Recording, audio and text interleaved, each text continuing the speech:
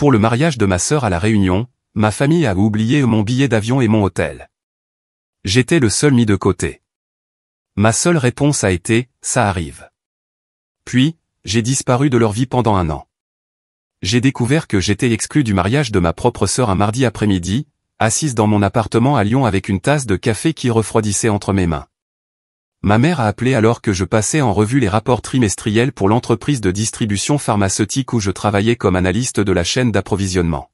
« Sophie, ma chérie, il faut qu'on parle du mariage de Camille », a dit maman, sa voix portant cette intonation particulière qu'elle utilisait pour annoncer de mauvaises nouvelles qu'elle voulait faire passer pour anodines. « Qu'est-ce qu'il y a ?» ai-je demandé en posant mon stylo. « J'ai déjà posé mes congés. » « Le mariage est dans 3 semaines, c'est bien ça ? » Il y a eu une pause. Une longue pause. Le genre de pause qui vous noue l'estomac avant même que les mots ne soient prononcés. Eh bien, voilà le problème. Ton père et moi, on s'occupait de toutes les réservations de voyage et, d'une manière ou d'une autre. On a oublié de réserver ton billet d'avion et ta chambre d'hôtel. On s'en est rendu compte hier en confirmant tout et maintenant, tous les vols sont complets. L'hôtel aussi. C'est la haute saison à La Réunion, apparemment. J'ai fixé le mur de mon bureau où j'avais épinglé une photo du Noël précédent. Nous tous, ensemble, souriant. Camille avait son bras autour de moi. Nous étions sœurs. Nous étions censés être proches. Vous avez oublié, ai-je répété lentement. Ces choses arrivent, ma puce. On a été tellement occupés avec l'organisation, il y avait tant de détails.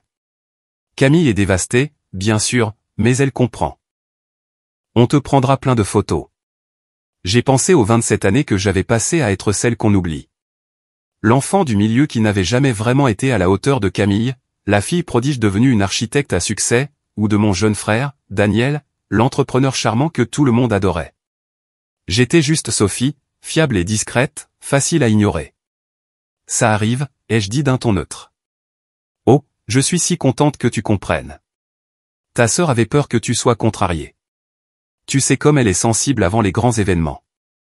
Je t'enverrai des photos, promis. Après qu'elle a raccroché, je suis resté assise là pendant 1 heure. Puis j'ai ouvert mon ordinateur portable et j'ai commencé à faire des recherches. Pas pour des vols vers La Réunion, mais pour quelque chose de complètement différent. Le lendemain, au travail, j'ai demandé un entretien avec ma supérieure, Patricia. Elle a semblé surprise quand je lui ai dit que je voulais prendre un congé sans solde. 1 an, a-t-elle demandé en haussant les sourcils. C'est assez inhabituel. Est-ce que tout va bien ? Tout va bien, ai-je dit. J'ai des projets personnels que je veux poursuivre. Je suis ici depuis 6 ans et je pense avoir besoin d'une pause pour réfléchir à mes prochaines étapes. Patricia m'a étudié un instant. J'avais toujours été son analyste la plus fiable, celle qui restait tard, qui ne se plaignait jamais, qui résolvait les problèmes discrètement et sans drame. Vous avez beaucoup de jours de congés accumulés, a-t-elle finalement dit. Et honnêtement, Sophie, vous le méritez. Vous portez ce département sur vos épaules depuis des années. Si vous avez besoin d'un congé sabbatique, prenez-le. Votre poste sera là à votre retour. Je l'ai remercié et je suis sorti en me sentant plus légère que je ne l'avais été depuis des mois. Ce soir-là, j'ai envoyé un message dans la conversation de groupe familial. Plus personne ne répondait aux appels de toute façon. Salut tout le monde. Je ne serai pas au mariage, mais j'espère que ce sera magnifique. Je prends un peu de temps pour moi. Je serai hors ligne pendant un moment. Je vous aime tous. Camille a répondu immédiatement, attends, quoi ? Où est-ce que tu vas ? Je n'ai pas répondu. Au lieu de ça, j'ai éteint mon téléphone et j'ai rouvert mon ordinateur portable. Au cours de la semaine suivante, j'ai vendu la plupart de mes meubles, mis ma voiture en gardiennage et sous-loué mon appartement à un collègue qui avait besoin d'un logement temporaire. Je n'ai gardé que ce qui tenait dans 2 valises et un sac à dos. Ma famille a essayé d'appeler, mais j'ai tout laissé partir sur la messagerie vocale. Camille a laissé des messages de plus en plus frénétiques. Sophie, c'est bizarre. Où vas-tu ? Est-ce que ça va ? S'il te plaît, rappelle-moi. Daniel a textoté, mec, qu'est-ce qui se passe ? Maman panique complètement. Je n'ai répondu à aucun d'entre eux. La veille du mariage de Camille, je suis monté à bord d'un avion. Pas pour La Réunion, mais pour Tokyo. J'avais toujours voulu voir le Japon, et j'avais économisé de l'argent pendant des années. Ce que je n'avais dit à personne, c'était exactement combien j'avais économisé. Vivre frugalement et investir prudemment m'avait donné assez pour financer un long voyage, surtout si je m'y prenais intelligemment. Alors que l'avion décollait, j'ai ressenti quelque chose que je n'avais pas ressenti depuis des années, la liberté. J'ai passé 3 semaines au Japon, séjournant dans des auberges et des hôtels bon marché, mangeant dans la rue, visitant des temples et pratiquant mon japonais déplorable avec des locaux patients. J'ai suivi un cours de calligraphie à Kyoto et appris à faire des nouilles soba avec une femme âgée à Osaka qui me rappelait ma grand-mère, la seule qui se souvenait de mon anniversaire chaque année et qui m'avait laissé un petit héritage à son décès. Personne dans ma famille n'était au courant de cet argent. Grand-mère avait mis en place la fiducie en privé avec des instructions pour qu'elle me soit donnée à mon 25e anniversaire. Elle m'avait écrit une lettre qui l'accompagnait. Sophie, tu as toujours été celle qui réfléchit avant d'agir, qui planifie en silence pendant que les autres font du bruit. Utilise ceci à bon escient. Rends-toi fier. J'en avais investi la majeure partie et l'avais regardé fructifier. Maintenant, je l'utilisais exactement comme grand-mère l'avait prévu. De Tokyo, je suis allé à Séoul, puis à Bangkok. Je n'ai envoyé aucune photo, aucune nouvelle, rien. J'existais dans une bulle d'anonymat, juste une voyageuse de plus avec un sac à dos et un journal. À Chiang Mai, j'ai suivi un cours de 6 semaines en marketing digital dans une petite école dirigée par des expatriés. J'avais toujours été doué avec les données et l'analyse, et j'ai découvert que j'avais un talent pour comprendre les stratégies commerciales en ligne. Pendant ce temps, selon les rares informations que je recueillais sur mon téléphone éteint lorsque je le vérifiais une fois toutes les 2 semaines dans des cybercafés, ma famille perdait la tête. Le mariage de Camille avait eu lieu. D'après la seule fois où je me suis connecté aux réseaux sociaux depuis une tablette empruntée, ça avait l'air magnifique. Sable blanc, cérémonie au coucher du soleil, réception élégante. Elle portait une robe sublime. Tout le monde avait l'air heureux sur les photos. Personne ne semblait remarquer mon absence du tout sur les clichés. Mais ma boîte de réception racontait une autre histoire. 47 emails de ma mère, 32 de Camille, une vingtaine de Daniel. Même mon père, qui n'utilisait jamais les emails, en avait envoyé 3. Les objets allaient de Où es-tu, à s'il te plaît, appelle-nous en passant par ce n'est plus drôle et on est mort d'inquiétude. Je n'en ai lu aucun. Pas encore. Au Vietnam, j'ai rencontré une femme nommée Hélène qui dirigeait une petite entreprise d'exportation mettant en relation des artisans vietnamiens avec des acheteurs internationaux. Elle était australienne, voyageait depuis 15 ans et avait bâti toute son entreprise à partir d'un ordinateur portable et de beaucoup de détermination. Ce qu'il y a de bien quand on disparaît, m'a-t-elle dit autour d'un café à Hanoï, c'est qu'on découvre qui on est vraiment quand personne ne regarde. Et toi, qu'as-tu découvert, ai-je demandé. Elle a souri. Que je suis bien plus intéressante que ce que ma famille n'a jamais cru. Nous sommes devenus amis. Elle m'a appris les bases du commerce international, de la gestion de la chaîne d'approvisionnement transfrontalière et comment identifier des produits de qualité. Mon expérience dans la distribution pharmaceutique s'est transposée étonnamment bien. Nous avons commencé à collaborer sur un petit projet pour aider un collectif d'artistes céramistes à Hue à atteindre les marchés européens. C'était censé être juste une expérience d'apprentissage. C'est devenu quelque chose de plus. Au 4e mois de mon absence, j'avais aidé à faciliter 3 expéditions réussies et j'avais gagné ma première commission indépendante. Ce n'était pas grand-chose, à peine de quoi couvrir une semaine de dépenses. Mais c'était à moi. De l'argent que j'avais gagné par ma propre initiative. Pas en me présentant docilement à un travail où j'étais apprécié, mais jamais célébré. Hélène a regardé les chiffres et a sifflé. Tu as un don pour ça. Tu as déjà pensé à en faire ton métier à plein temps? Peut-être, ai-je dit. J'ai traversé l'Asie du Sud-Est comme un fantôme. Cambodge, Laos, retour en Thaïlande. J'ai appris à marchander sur les marchés, à repérer l'artisanat de qualité, à comprendre l'équilibre délicat des relations commerciales interculturelles. J'ai suivi des cours en ligne sur le droit du commerce international et la logistique. J'ai travaillé avec d'autres nomades digitaux et des propriétaires de petites entreprises. Et lentement, prudemment, j'ai bâti quelque chose. Au 6e mois, je dirigeais ma propre petite entreprise de conseil, aidant des artisans et de petits fabricants à se connecter avec des distributeurs internationaux. J'ai utilisé mon expérience en chaîne d'approvisionnement pharmaceutique pour optimiser les itinéraires d'expédition et négocier de meilleurs tarifs. J'étais doué pour ça, vraiment doué. L'argent a commencé à arriver plus régulièrement, pas une fortune, mais assez pour financer mes voyages et recommencer à épargner. Plus important encore, j'apprenais et je grandissais d'une manière que je n'avais jamais connue chez moi, où j'étais toujours juste la fiable Sophie, celle qui ne causait jamais de problème ni ne faisait de vagues. J'ai gardé mon téléphone éteint, sauf pour ces brèves vérifications bi-hebdomadaires. Les messages de ma famille avaient évolué. La colère s'était transformée en inquiétude, puis en culpabilité. Maman, ma chérie, nous savons que nous t'avons blessé.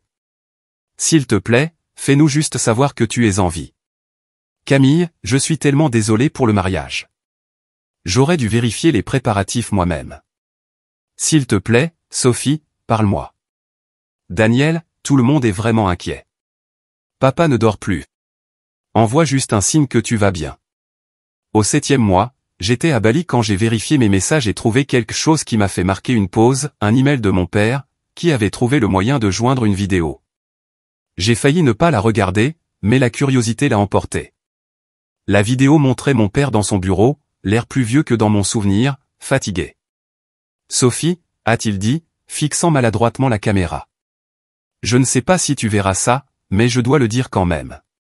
Ce que nous avons fait était mal. Ta mère et moi, nous nous sommes tellement laissés emporter par le désir de rendre la journée de Camille parfaite que nous t'avons oublié. Ce n'est pas une excuse. Tu es notre fille et nous t'avons manqué de respect. S'il te plaît, rentre à la maison, ou au moins fais-nous savoir que tu es en sécurité. Je t'aime. Je l'ai regardé 3 fois. Puis j'ai fermé mon ordinateur et je suis allé marcher sur la plage. Le fait est que je n'étais plus en colère. Quelque part entre Tokyo et Bali, entre l'apprentissage de la calligraphie et la négociation de contrats d'expédition, la rage s'était consumée. Ce qui restait était quelque chose de plus clair, la compréhension que j'avais été complice de ma propre invisibilité. J'avais été si occupé à être fiable, à être facile, à être celle qui ne causait jamais de problème, que je les avais laissés oublier que j'étais là. Mais je n'étais pas prête à rentrer. Pas encore. Au 8e mois, j'avais atterri à Barcelone. Mon entreprise de conseil se développait.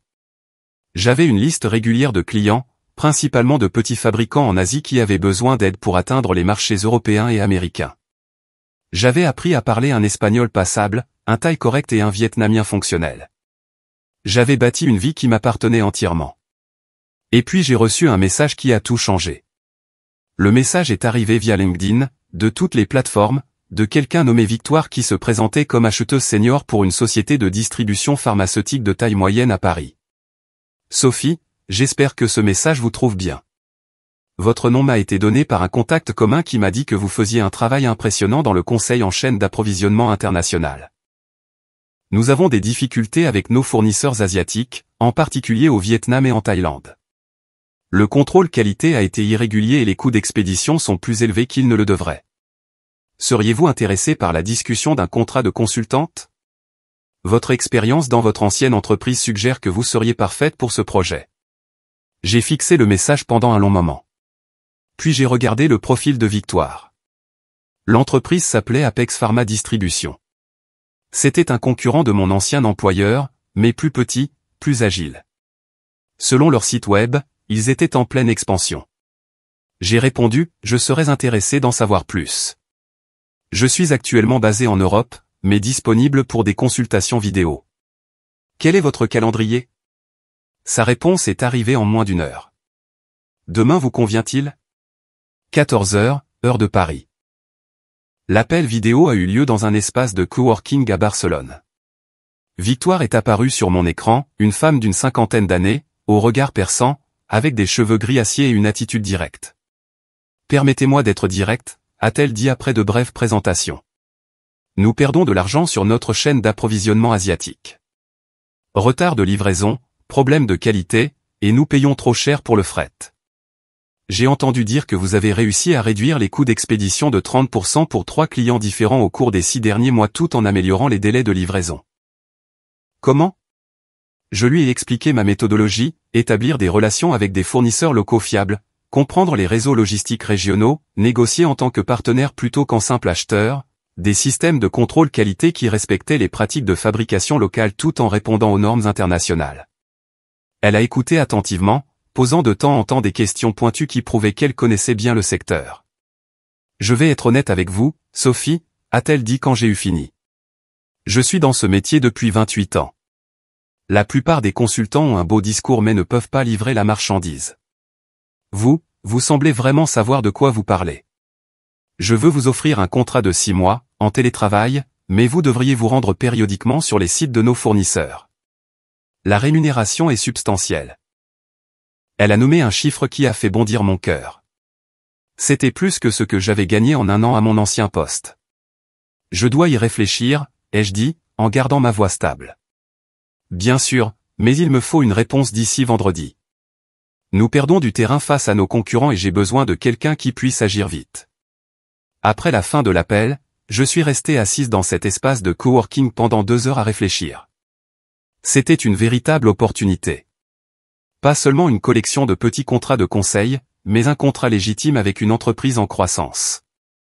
Cela signifierait de la structure, de la stabilité et la validation de tout ce que j'avais construit au cours des 8 derniers mois. Cela signifierait aussi sortir de mon exil auto-imposé. J'ai pensé à ma famille, aux messages que j'avais ignorés, au fait que j'étais parti depuis 8 mois et qu'ils n'avaient toujours aucune idée d'où j'étais ou de ce que je faisais. Une partie de moi voulait rester cachée pour toujours, continuer à construire cette nouvelle vie où personne ne me connaissait comme l'enfant du milieu oubliable. Mais une autre partie, celle qui s'était renforcée à chaque pays visité et à chaque contrat conclu, savait que la vraie croissance signifiait affronter un jour ce que j'avais laissé derrière moi. Non pas parce que je leur devais quoi que ce soit, mais parce que je me devais la satisfaction de leur montrer exactement qui j'étais devenu. J'ai envoyé un email à Victoire. « J'accepte votre offre. Quand commençons-nous » Sa réponse a été immédiate. Lundi. Bienvenue chez Apex. Pendant le week-end, j'ai entamé le processus de retour au monde visible. J'ai rallumé complètement mon téléphone pour la première fois en des mois. La cascade de notifications était écrasante. Appels manqués, messages vocaux, textos, emails. Je les ai tous ignorés pour le moment. À la place, j'ai mis à jour mon profil LinkedIn avec mon nouveau titre, consultante en chaîne d'approvisionnement international, Apex Pharma Distribution. J'ai ajouté des détails sur mon travail de conseil des derniers mois. Soigneusement professionnel, mais clairement réussi. Puis j'ai posté une unique mise à jour. Heureuse d'annoncer que je rejoins Apex Pharma Distribution en tant que consultante pour aider à optimiser les chaînes d'approvisionnement internationales. J'ai hâte de commencer ce nouveau chapitre. Je savais que ça allait faire l'effet d'une bombe dans le monde de ma famille. Ils n'avaient aucune idée d'où j'avais été ni de ce que j'avais fait. Maintenant, ils verraient que non seulement j'allais bien, mais que je réussissais. Mon téléphone a commencé à sonner dans les 10 minutes. Camille. Je l'ai laissé sonner. Puis maman, puis Daniel. Je les ai tous ignorés. À la place, j'ai passé la soirée à me préparer pour mon nouveau rôle. Victoire m'avait envoyé des dossiers détaillant les défis actuels de la chaîne d'approvisionnement d'Apex. En les examinant, j'ai réalisé quelque chose qui m'a fait sourire. Un de leurs plus grands concurrents, l'entreprise qui leur taillait des croupières sur les marchés asiatiques, était mon ancien employeur, la société de distribution pharmaceutique où j'avais travaillé pendant 6 ans, où j'avais été la fiable, discrète, facilement oubliable Sophie. Et maintenant, on m'embauchait spécifiquement pour aider Apex à les battre. L'ironie était délicieuse. Le dimanche soir, j'ai finalement ouvert les messages de ma famille, des mois d'inquiétude, de culpabilité, de colère, de confusion et finalement de supplication désespérée. Je les ai lus un par un, ne ressentant rien d'autre qu'une sorte de pitié lointaine. Puis j'ai composé un unique message pour la conversation de groupe familial. Salut tout le monde, je vais bien. J'ai voyagé et travaillé. Désolé pour le silence. Je vous recontacterai bientôt. Simple, sans excuse, n'offrant aucune explication. Camille a essayé d'appeler immédiatement. J'ai refusé l'appel et envoyé un texto. Pas prête à parler pour l'instant, mais je vais bien. Le lendemain matin, j'ai commencé mon nouveau travail. Victoire a organisé des réunions avec l'équipe de direction d'Apex. J'ai présenté mon évaluation initiale de leurs problèmes de chaîne d'approvisionnement et mes solutions proposées. Ils ont écouté avec le genre d'attention que je n'avais jamais reçu à mon ancien travail. Le PDG, un homme d'affaires avisé nommé Grégoire, a hoché la tête tout au long de ma présentation. C'est exactement ce dont nous avions besoin. Bienvenue à bord, Sophie. Je pense que vous allez nous aider à changer la donne. J'ai souri. C'est le plan. Mon premier grand projet pour Apex m'a ramené au Vietnam, où j'avais des relations avec des fabricants que mon ancienne entreprise n'avait jamais réussi à cultiver correctement. J'ai pris l'avion de Barcelone à Ho Chi Minh Ville avec un mandat clair, établir des partenariats fiables avec 3 fournisseurs clés et négocier des contrats qui donneraient à Apex un avantage significatif. Le voyage a été un succès au-delà même des attentes de victoire. En utilisant les relations que j'avais nouées pendant mes voyages, j'ai obtenu des accords d'exclusivité avec 2 fournisseurs qui avaient auparavant travaillé avec mon ancien employeur, mais qui étaient frustrés par leur approche rigide et impersonnelle. Le 3e fournisseur était un nouveau contact, une entreprise familiale produisant des emballages pharmaceutiques de haute qualité qui dépassaient les normes européennes tout en coûtant 40% de moins que les alternatives actuelles. Quand je suis revenu à Barcelone et que j'ai présenté les contrats lors d'une visioconférence, Grégoire s'est levé et a applaudi. Sophie, en 3 semaines, vous avez accompli ce que notre précédent consultant n'a pas pu faire en 6 mois. Ces contrats à eux seuls nous feront économiser près de 2 millions d'euros par an tout en améliorant la qualité. Excellent travail. Victoire a souri, ce que j'avais appris qu'elle ne faisait pas souvent. Je savais que vous étiez le bon choix. L'équipe de direction veut discuter de l'élargissement de votre rôle. Êtes-vous disponible pour un appel demain? Cette nuit-là, j'ai finalement appelé ma famille. Non pas parce que je me sentais obligé, mais parce que j'étais prête. Ma mère a répondu à la première sonnerie. Sophie. Oh mon Dieu, Sophie, c'est vraiment toi. Salut, maman. Où es-tu? Qu'est-ce que tu as fait? On a été si inquiets, tu ne peux pas imaginer. Je suis à Barcelone, ai-je dit calmement. J'ai voyagé et travaillé. Je suis consultante maintenant, en gestion de la chaîne d'approvisionnement internationale. Il y a eu un silence stupéfait. Tu as été en Europe pendant combien de temps? Environ 9 mois au total. En Asie avant ça. 9 mois. Sa voix a grimpé d'une octave. Tu es parti pendant 9 mois et tu n'as pas pensé à nous dire où tu étais. Tu n'as pas pensé à me dire que je n'étais pas invité au mariage de Camille avant 3 semaines de l'événement, ai-je dit agréablement. J'ai pensé qu'on était quitte. Un autre silence. Celui-ci plus long et plus inconfortable. Sophie, ce n'est pas juste.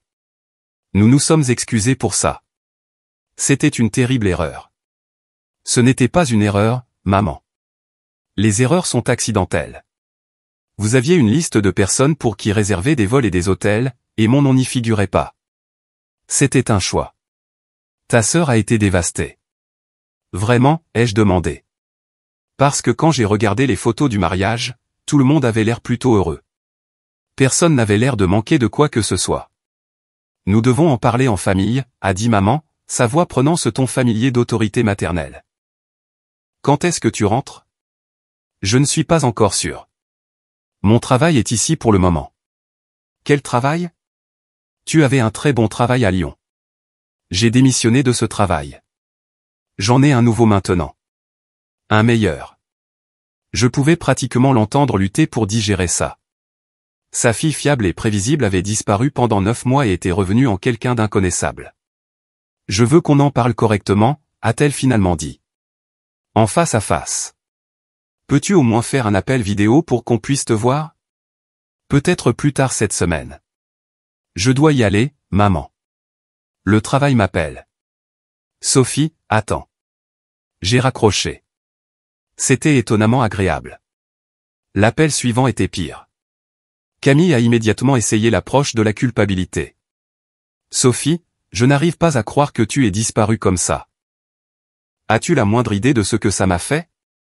Le jour de mon mariage, de savoir ma sœur quelque part, en colère contre moi. Est-ce que ça a gâché ta journée, ai-je demandé. Quoi?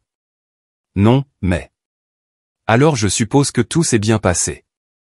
C'est cruel, Sophie. Ça ne te ressemble pas, peut-être que tu ne sais pas comment je suis, ai-je dit. Peut-être que personne ne le sait. On a grandi ensemble. Je suis ta sœur. Les sœurs se souviennent d'inviter l'autre à leur mariage. Camille pleurait maintenant. Ce n'était pas ma faute.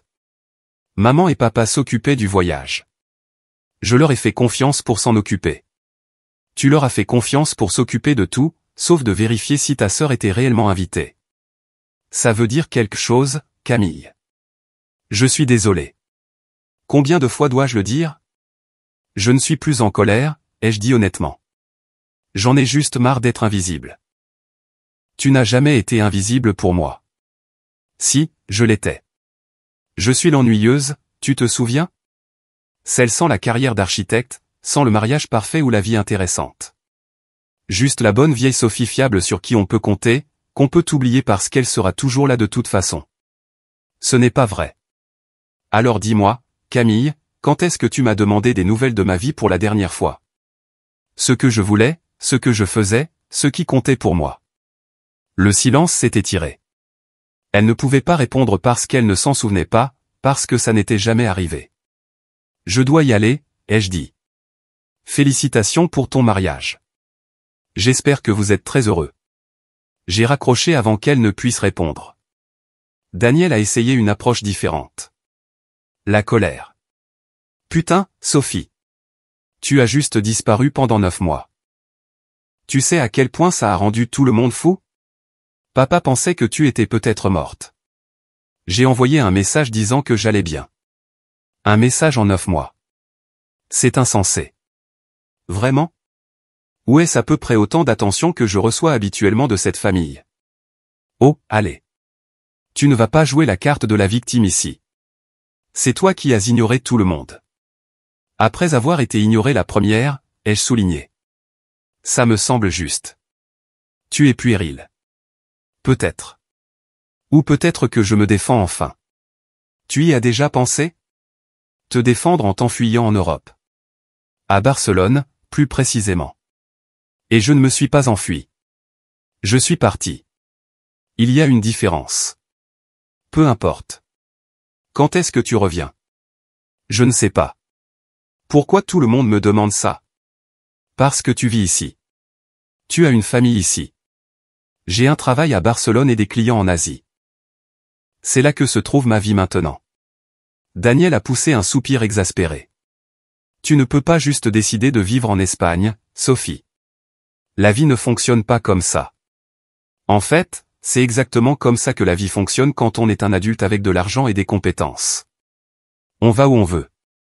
On fait ce qu'on veut. On arrête d'attendre la permission de gens qui remarquent à peine votre existence. Ce n'est pas juste. Juste? Tu veux parler de ce qui est juste? Laisse-moi te poser une question, Daniel. C'était quand, mon anniversaire? Silence. Tu ne sais pas, n'est-ce pas? Bien sûr que je sais. Quel jour, Daniel? Plus de silence. C'était il y a 3 mois. Aucun d'entre vous ne s'en est souvenu. Ni maman, ni papa, ni Camille, et certainement pas toi. J'ai eu 28 ans à Bangkok, complètement seul, et ma famille ne l'a même pas remarqué. Alors, pardonne-moi si je ne me précipite pas pour rentrer à Lyon pour une réunion de famille. Après ces appels, j'ai mis la conversation de groupe familial en sourdine et je me suis concentré sur mon travail. Victoire avait été sérieuse quant à l'élargissement de mon rôle. En 2 semaines, j'ai été officiellement promue consultante senior avec une augmentation significative et des options sur actions chez Apex. Mon territoire comprenait désormais non seulement l'Asie du Sud-Est, mais aussi l'Europe de l'Est, où Apex voulait établir de nouvelles relations avec des fournisseurs. J'ai déménagé de Barcelone à Prague, une ville que je n'avais jamais visitée, mais dont je suis immédiatement tombée amoureuse. L'architecture, l'histoire, la culture. C'était un endroit où je pouvais enfin poser des racines temporaires tout en conservant la flexibilité que mon travail exigeait. Mon travail de consultante était florissant. J'avais développé une réputation dans le secteur comme quelqu'un qui pouvait naviguer dans des partenariats internationaux complexes et résoudre des problèmes de chaîne d'approvisionnement que d'autres trouvaient impossibles.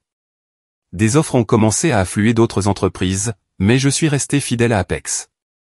Ils avaient pris un risque avec moi alors que ma crédibilité était encore à construire, et Victoire était devenue une sorte de mentor.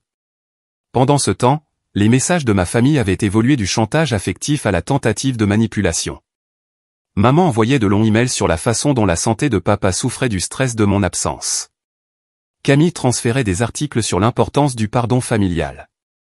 Daniel a essayé l'approche copain-copain, envoyant des mèmes et des blagues comme si de rien n'était, et essayant lentement de normaliser la communication. Je répondais occasionnellement, de brefs messages confirmant que j'étais en vie et en bonne santé, rien de plus. Puis, 6 semaines après mon installation à Prague, j'ai reçu un appel de Victoire qui a tout changé. « Sophie, nous devons parler de quelque chose de sensible », a-t-elle dit. « Je vous envoie un fichier crypté. Regardez-le et rappelez-moi. » Le fichier contenait des documents internes de mon ancien employeur à Lyon. D'une manière ou d'une autre, Apex avait obtenu les détails de leur nouvelle stratégie d'expansion, et elle était agressive. Ils prévoyaient de casser les prix d'Apex sur tous les marchés majeurs en utilisant ce qui semblait être une connaissance interne des structures de coûts d'Apex. Comment ont-ils obtenu ces informations, ai-je demandé en rappelant Victoire. Nous pensons qu'ils ont quelqu'un à l'intérieur, quelqu'un qui connaît nos contrats et nos prix. Elle a fait une pause. Sophie, je dois vous demander directement. Vous avez travaillé là-bas pendant 6 ans. Avez-vous signé une clause de non-concurrence? Non, je n'étais qu'analyste. Ils ne me considéraient pas assez importante pour une clause de non-concurrence. Et vous n'avez eu aucun contact avec qui que ce soit là-bas depuis votre départ? Aucun. J'ai démissionné sans préavis et j'ai disparu. Vous vous souvenez? Victoire est restée silencieuse un instant. La chronologie correspond. Ils ont commencé à devenir agressifs à peu près au moment où vous auriez été en Asie du Sud-Est, à établir nos nouvelles relations avec les fournisseurs. Mon esprit s'est emballé. Vous pensez qu'ils copient ma stratégie? Comment sauraient-ils même ce que je faisais? C'est ce que nous devons découvrir. Pouvez-vous penser à quelqu'un là-bas qui aurait pu suivre vos déplacements? Quelqu'un qui connaissait votre nouveau poste? J'ai repensé à mon ancien bureau, aux personnes avec qui j'avais travaillé pendant 6 ans. La plupart d'entre eux avaient à peine remarqué mon départ. Mais il y avait une personne qui aurait pu y prêter attention. Il y avait quelqu'un, ai-je dit lentement. Thibaut. Il était dans mon service, toujours compétitif, toujours à la recherche d'un avantage. Nous avons travaillé sur plusieurs projets ensemble. Il connaissait mes méthodes. Est-il toujours là-bas? Pour autant que je sache. Laissez-moi vérifier. Je me suis connecté à LinkedIn pour la première fois en plusieurs semaines. Le profil de Thibaut montrait qu'il était toujours chez mon ancien employeur, mais il avait été promu. Il était maintenant directeur de la stratégie de la chaîne d'approvisionnement internationale. Mon poste, la promotion pour laquelle j'avais travaillé discrètement pendant 6 ans. Victoire, il a mon ancien poste, ou plutôt le poste que j'aurais dû avoir. Envoyez-moi ces informations. Nous devons déterminer s'il suit votre travail. Au cours de la semaine suivante, l'équipe de Victoire a enquêté. Ce qu'ils ont trouvé était à la fois flatteur et exaspérant. Thibaut avait en effet surveillé mon profil LinkedIn, mes activités de conseil et même mes schémas de voyage. Il avait utilisé mon succès comme une feuille de route, suivant avec 3 mois de retard, approchant les mêmes fournisseurs avec qui j'avais travaillé et essayant de saper les relations que j'avais bâties. Mais il n'était pas aussi bon que moi. Il manquait de sensibilité culturelle, de patience, des véritables compétences en matière de relations humaines. La plupart des fournisseurs qu'il a approchés avaient rejeté ses offres ou lui avaient donné un accès minimal, restant fidèle au partenariat que j'avais établi. Pourtant, ces tentatives causaient des problèmes. Les fournisseurs étaient confus quant à la raison pour laquelle 2 entreprises françaises différentes les approchaient avec des stratégies similaires.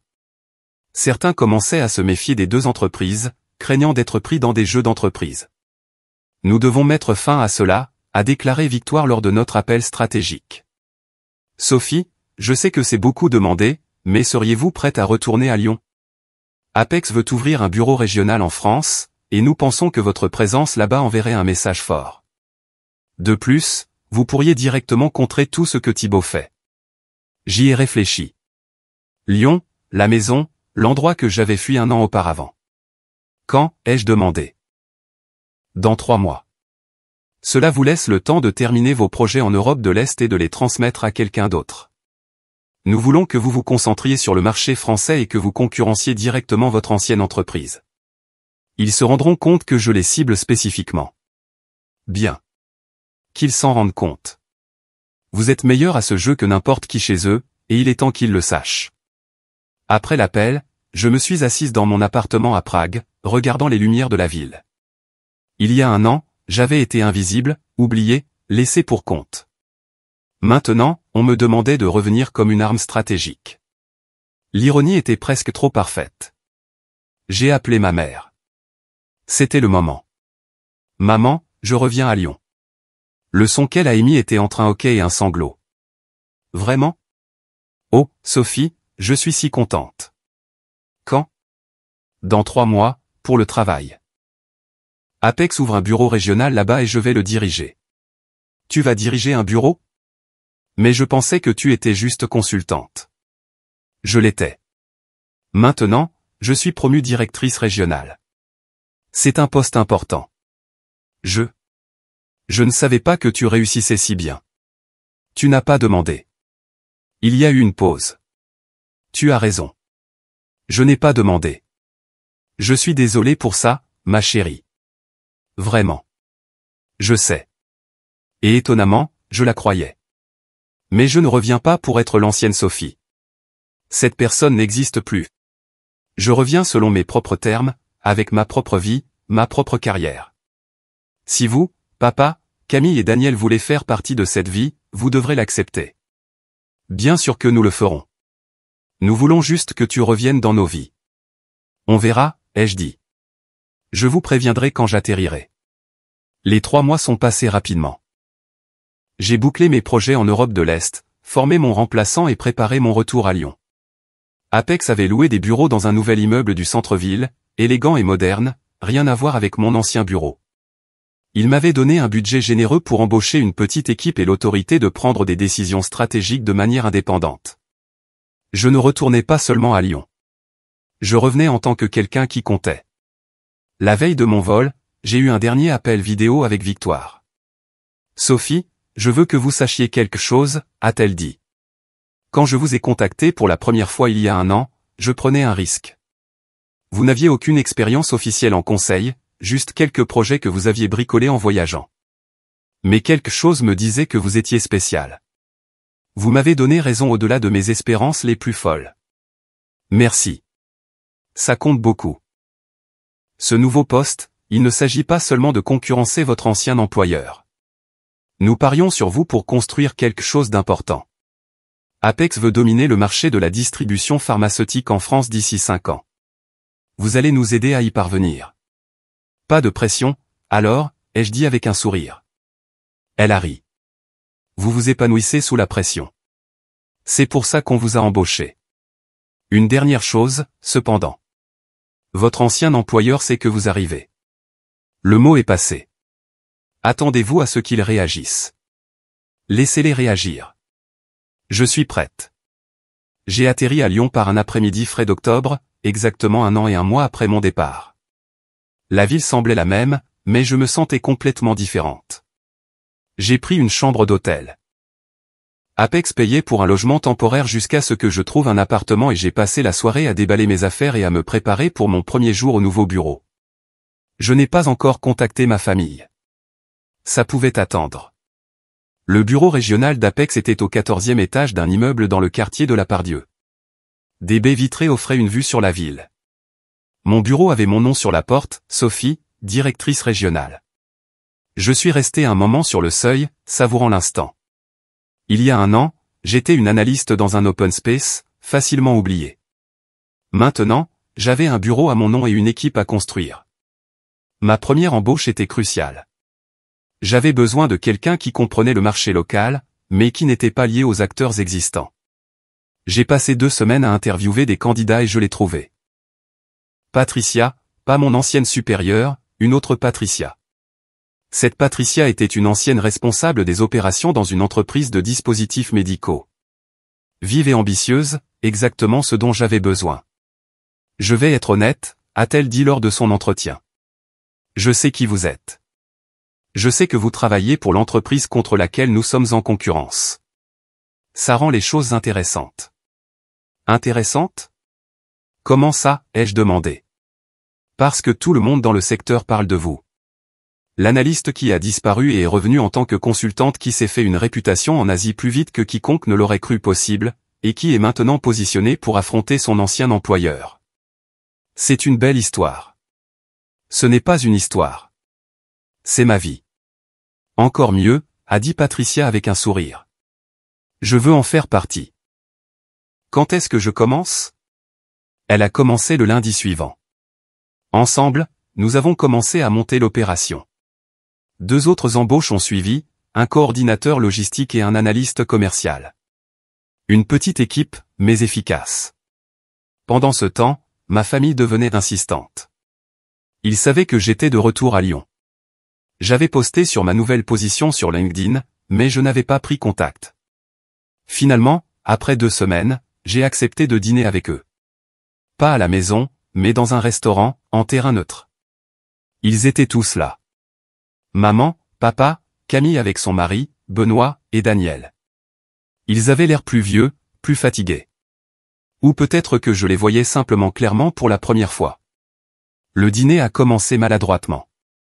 Tout le monde essayait trop fort d'être normal, de prétendre que l'année écoulée n'avait pas eu lieu. Finalement, mon père s'est raclé la gorge. Sophie, nous te devons des excuses. De vraies excuses. Ce que nous avons fait, te laisser en dehors du mariage de Camille, c'était impardonnable. Nous nous sommes laissés emporter par l'excitation et l'organisation, et nous avons oublié la chose la plus importante. Toi. Nous ne l'avons pas oublié, a interjeté maman. Nous avons juste. Nous l'avons oublié, a dit fermement papa. Soyons honnêtes. Sophie a toujours été l'enfant facile, celle qui n'avait pas besoin d'attention, qui ne réclamait pas les projecteurs, et nous en avons profité. Nous l'avons laissé passer à l'arrière-plan parce que c'était pratique. Camille pleurait doucement. Daniel fixait son assiette. Je suis désolé, a poursuivi papa. Tu méritais mieux de notre part. Tu mérites mieux de notre part. Si tu nous donnes une chance, nous voulons faire mieux. Je les ai regardés un par un. Ma famille, les gens qui m'avaient façonné, oublié, et qui m'avaient involontairement poussé à devenir quelqu'un de plus fort. J'apprécie cela, ai-je dit prudemment. Mais j'ai besoin que vous compreniez quelque chose. Je ne suis pas la même personne qui est partie. Je n'ai plus besoin de votre approbation. Je n'ai pas besoin d'être incluse dans les événements familiaux pour me sentir valorisée. J'ai construit une vie qui compte pour moi, avec ou sans vous. Nous comprenons, a dit maman rapidement. Nous voulons juste faire partie de ta vie, peu importe à quoi elle ressemble. Alors vous devez accepter que ma vie est ici à Lyon, mais aussi à Prague, à Bangkok et partout où mon travail m'emmène. Vous devez accepter que je réussis et que je suis indépendante. Vous devez arrêter de me traiter comme la fiable et ennuyeuse Sophie qui existe pour mettre tout le monde à l'aise. Nous n'avons jamais pensé que tu étais ennuyeuse, a dit Camille, la voix étranglée par les larmes. Je l'ai regardée. Ma sœur, que j'avais autrefois idolâtrée. Si, vous l'avez pensé. Vous tous. Mais ce n'est pas grave. Ça m'a appris quelque chose d'important. Quoi, a demandé Daniel. Qu'être oublié peut être le plus grand des cadeaux. Ça m'a forcé à découvrir qui j'étais sans vous. Et j'aime bien la personne que j'ai trouvée. Le dîner s'est terminé avec des plans vagues pour rester en contact. J'ai promis de venir au dîner du dimanche de temps en temps. Ils ont promis de se souvenir de mon anniversaire l'année prochaine. De petits pas vers quelque chose qui pourrait éventuellement ressembler à une relation saine. Mais je ne retenais pas mon souffle. Le véritable test est venu 2 semaines plus tard, lorsque Thibaut m'a contacté. Son message sur LinkedIn était bref. J'ai entendu dire que tu es de retour en ville. On devrait prendre un café.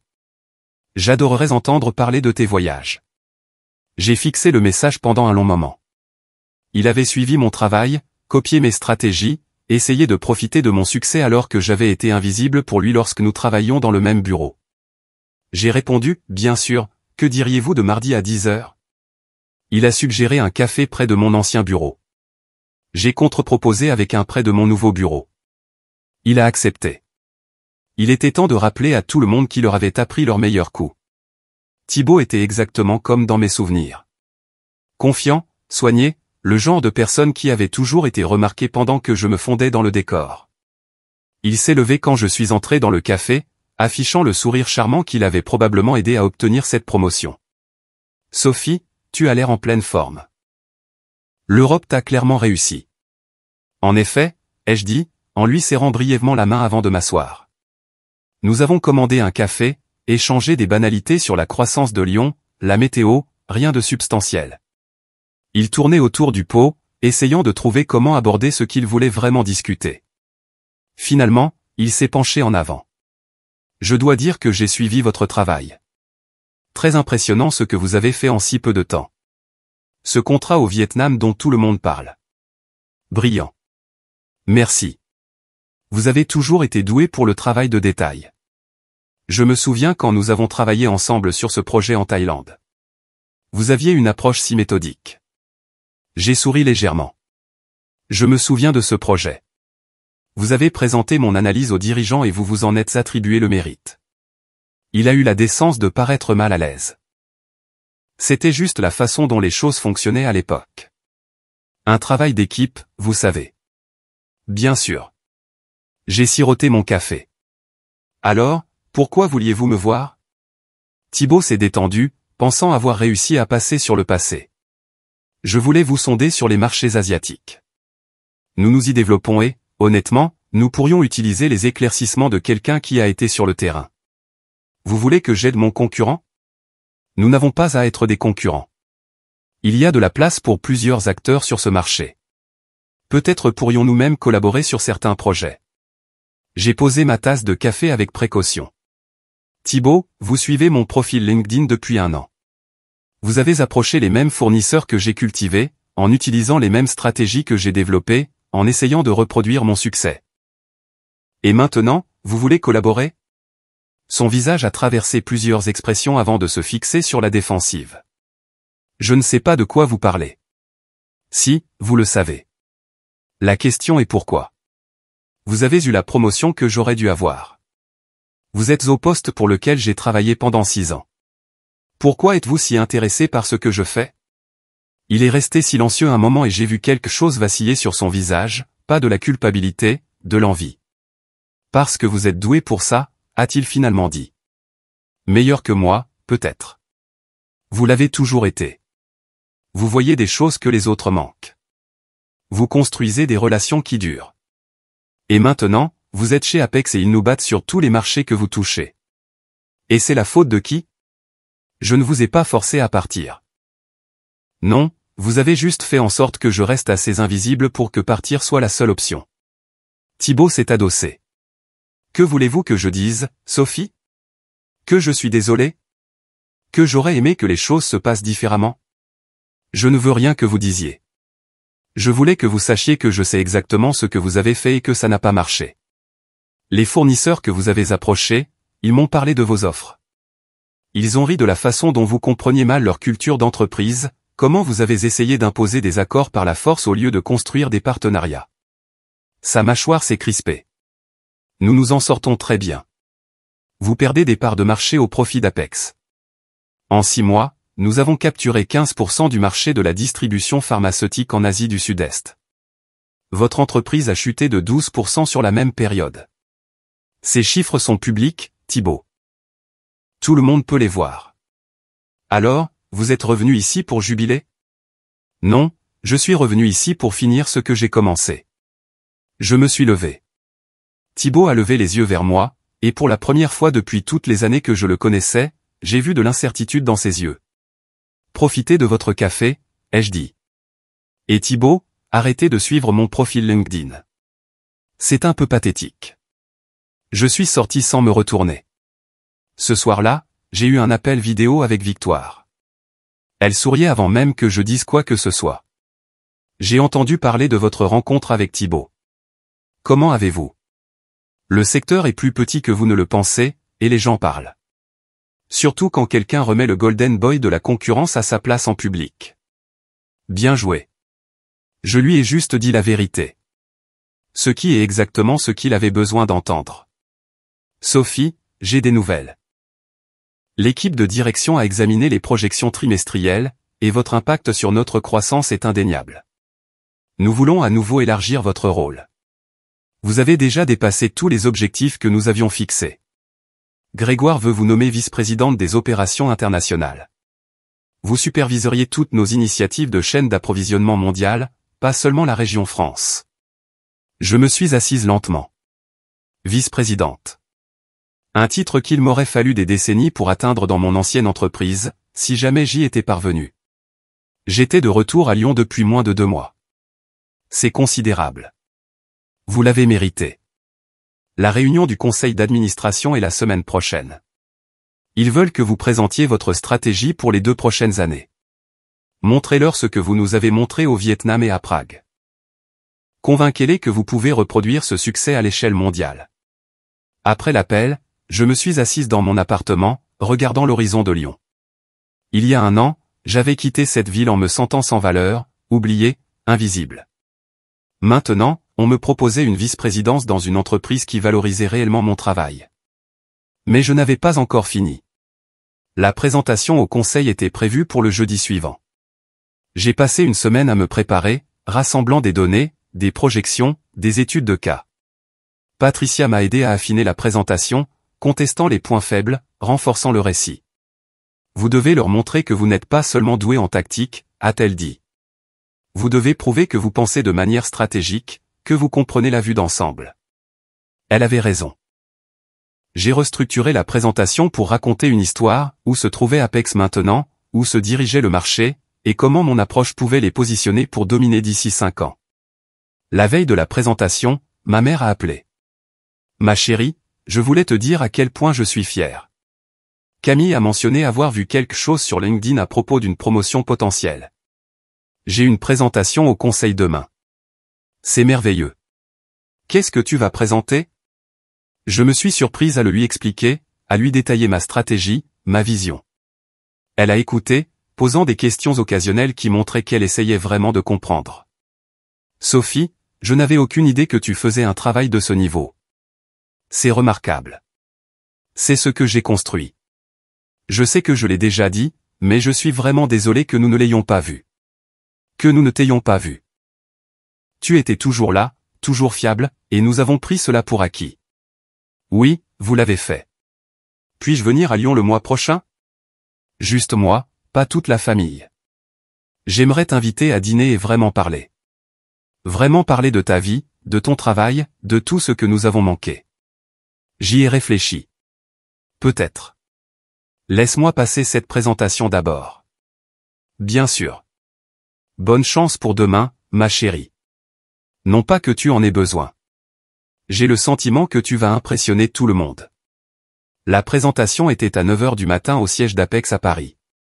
J'ai pris l'avion la veille, j'ai répété une dernière fois dans ma chambre d'hôtel et je suis arrivé au bureau à 8 h 30. Grégoire m'a accueilli personnellement. Nerveuse? Concentrée, ai-je dit. Bonne réponse. Le conseil est dur, mais juste. Montrez-leur ce que vous nous avez montré et tout ira bien. La salle du conseil était intimidante. Longue table, fauteuil en cuir, 7 membres du conseil, plus Grégoire et Victoire. Ils me regardaient avec des expressions allant de la curiosité au scepticisme. J'étais jeune pour un poste de vice-présidente. J'étais dans l'entreprise depuis moins d'1 an. Je comprenais leurs doutes. J'ai commencé par l'étude de cas du Vietnam, leur expliquant comment j'avais identifié l'opportunité, bâti les relations et obtenu des contrats qui faisaient maintenant économiser des millions à Apex. Puis je suis passé à Prague, au partenariat en Europe de l'Est qui ouvrait de nouveaux marchés. C'est un travail impressionnant, a déclaré un membre du conseil, mais c'est une chose de réussir dans des projets spécifiques. Pouvez-vous appliquer cette approche à l'échelle de toutes les opérations internationales? J'ai passé à ma diapositive suivante. Une carte du monde montrant les marchés cibles, les partenaires potentiels que j'avais déjà identifiés et les taux de croissance projetés pour chaque région. Oui, ai-je dit simplement. Voici comment.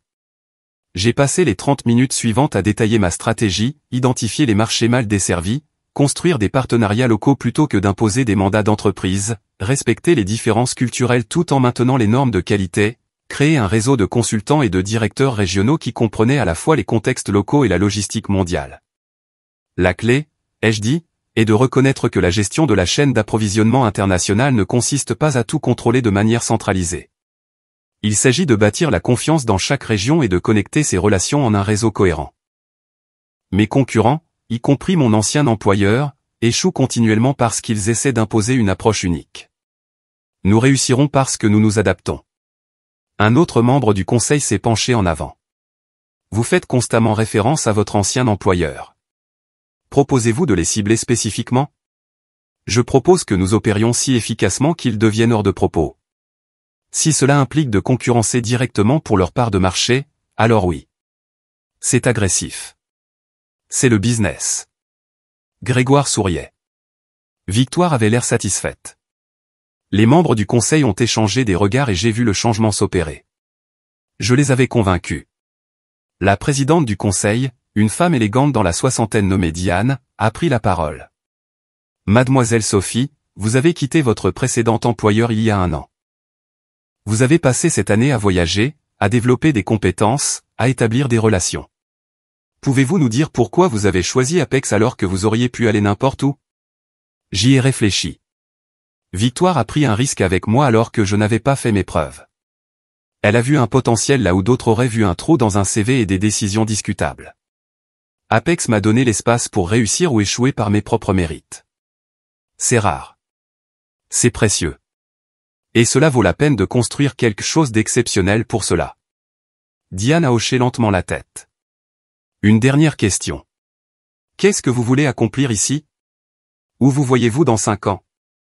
Je veux faire d'Apex l'acteur dominant de la distribution pharmaceutique internationale. Je veux construire quelque chose qui dure, qui compte. Et dans 5 ans, je veux regarder en arrière et savoir que j'ai transformé le potentiel en réalité. Merci. Nous allons délibérer et vous informerons de notre décision. J'ai quitté la salle du conseil et j'ai attendu dans le bureau de Grégoire. Victoire m'a rejointe. C'était l'une des meilleures présentations que j'ai jamais vues, a-t-elle dit. Vous n'avez rien à craindre. 20 minutes plus tard, Grégoire est revenu, tout sourire. Félicitations, Madame la vice-présidente. Vous commencez immédiatement. La promotion a été annoncée dans toute l'entreprise cet après-midi-là. Mon profil LinkedIn s'est mis à jour automatiquement en quelques heures. Les messages ont afflué. Félicitations de collègues, demande de connexion de concurrents, et un message particulièrement intéressant du PDG de mon ancienne entreprise. Sophie, félicitations pour votre nouveau rôle. J'aurais aimé que nous reconnaissions vos talents lorsque vous étiez avec nous. Si jamais vous êtes intéressé par la discussion d'opportunités, ma porte est ouverte. Je n'ai pas répondu. Il n'y avait rien à dire. Ils avaient eu leur chance. Au cours des 3 mois suivants, j'ai constitué mon équipe et mis en œuvre ma stratégie. Patricia a été mutée à Paris pour devenir ma directrice des opérations. Nous avons embauché des directeurs régionaux pour l'Asie, l'Europe et l'Amérique latine. Je voyageais constamment, visitant des fournisseurs, négociant des contrats, construisant le réseau que j'avais envisagé. Et lentement, méthodiquement, nous avons démantelé les avantages concurrentiels de mon ancien employeur. Chaque fournisseur qu'ils avaient tenu pour acquis, nous l'avons courtisé. Chaque marché qu'ils avaient ignoré, nous y sommes entrés. Chaque relation qu'ils avaient endommagée par arrogance, nous l'avons réparée. Il ne s'agissait plus de vengeance. Il s'agissait de faire le travail mieux que quiconque. Les résultats parlaient d'eux-mêmes. 6 mois après ma promotion, Apex avait capturé 28% du marché international de la distribution pharmaceutique. Mon ancien employeur était tombé à 18%. Le cours de leur action a chuté. Leur conseil d'administration a licencié leur PDG et Thibault a perdu son emploi. Je l'ai appris via LinkedIn où son profil a discrètement changé à la recherche de nouvelles opportunités. Une partie de moi s'est sentie satisfaite. Une plus grande partie n'a rien ressenti du tout. Il n'était plus pertinent dans mon histoire. Ma famille s'était lentement réinsérée dans ma vie. Les dîners du dimanche sont devenus une habitude, bien que j'ai maintenu des limites claires. Je partageais des détails sur mon travail quand je le voulais, j'esquivais quand je ne le voulais pas. Ils apprenaient à me voir tel que j'étais vraiment, pas comme ils l'avaient supposé. Camille et moi avons pris un café un après-midi, juste nous deux. J'ai beaucoup pensé à ce que tu as dit, a-t-elle commencé, sur le fait que je n'ai jamais posé de questions sur ta vie. Tu avais raison. J'étais tellement concentré sur ma carrière, mon mariage, ma vie, que je n'ai jamais considéré la tienne. Je sais. Je veux faire mieux. Peux-tu me parler de ton travail? Vraiment me le dire, pas seulement la version LinkedIn. Alors, je l'ai fait. Je lui ai parlé du Vietnam, de l'apprentissage de la négociation dans différentes cultures, de la satisfaction de construire quelque chose à partir de rien. Elle a écouté, vraiment écouté, posant des questions qui montraient un intérêt sincère. Tu sais ce qui est drôle, a-t-elle dit quand j'ai fini. J'ai toujours pensé que j'étais la sœur qui réussissait, celle avec la carrière impressionnante et la vie parfaite. Mais tu as construit quelque chose que je n'aurais jamais pu. Tu as pris un risque énorme, tu t'es réinventée et tu es revenue plus forte. En fait, je suis jalouse. Ne le sois pas, ai-je dit. Tu as ton chemin, j'ai le mien. Ils n'ont pas à être en compétition. Quand es-tu devenu si sage? J'ai souri. Quelque part entre Bangkok et Barcelone. 1 an et demi après avoir disparu de la vie de ma famille, je me tenais au siège d'Apex à Paris, regardant les projections trimestrielles. Nous venions de conclure le plus gros contrat de l'histoire de l'entreprise, un partenariat exclusif avec un consortium de fabrication en Inde qui fournirait 30% du marché pharmaceutique français. Grégoire m'a appelé dans son bureau. Sophie, le conseil veut vous offrir un siège. Vous seriez le plus jeune membre du conseil de l'histoire d'Apex. J'ai accepté. Ce soir-là, je me suis offert un dîner dans un bon restaurant. Pas de famille, pas de collègues, juste moi. J'ai commandé du vin, un steak parfait et un dessert. Je suis resté là, savourant chaque bouchée, pensant au voyage qui m'avait amené ici. Il y a 2 ans, j'avais été invisible, oublié, laissé pour compte. Aujourd'hui, j'étais membre du conseil d'administration d'une grande entreprise de distribution pharmaceutique, supervisant les opérations internationales sur 4 continents, gagnant plus d'argent que je n'avais jamais imaginé possible. Mais plus que cela, j'étais devenu quelqu'un que je respectais, quelqu'un qui n'attendait pas la permission ou la validation, quelqu'un qui avait tracé son propre chemin lorsque l'ancien avait disparu. Mon téléphone a vibré. Un message de ma mère. J'ai vu la nouvelle pour le conseil d'administration. Tellement fier de toi, ma chérie. Dîner du dimanche pour fêter ça? J'ai souri et j'ai tapé en retour. Peut-être. J'ai un vol pour Singapour lundi. Laisse-moi vérifier mon emploi du temps. Parce que c'était ma vie maintenant. Des vols internationaux, des réunions du conseil d'administration, des décisions stratégiques qui affectaient des milliers de personnes, et une famille qui avait enfin appris que j'étais digne qu'on se souvienne de moi. Dans les mois qui ont suivi, les conséquences pour ceux qui m'avaient négligé sont devenues douloureusement claires. Thibaut n'a jamais retrouvé son élan de carrière, prenant un poste subalterne dans une entreprise beaucoup plus petite où il est resté coincé pendant des années, se demandant toujours ce qui aurait pu être. Mon ancien employeur a continué à perdre des parts de marché, finissant par être racheté par un concurrent pour une fraction de sa valeur antérieure. L'équipe de direction qui m'avait écarté des promotions s'est retrouvée à expliquer aux actionnaires comment ils avaient perdu la stratège la plus précieuse de l'industrie. La vie parfaite de Camille a révélé des fissures. Son mariage a lutté sous le poids de l'entreprise en faillite de son mari, et elle m'appelait souvent pour des conseils, me voyant enfin comme quelqu'un de valable à consulter.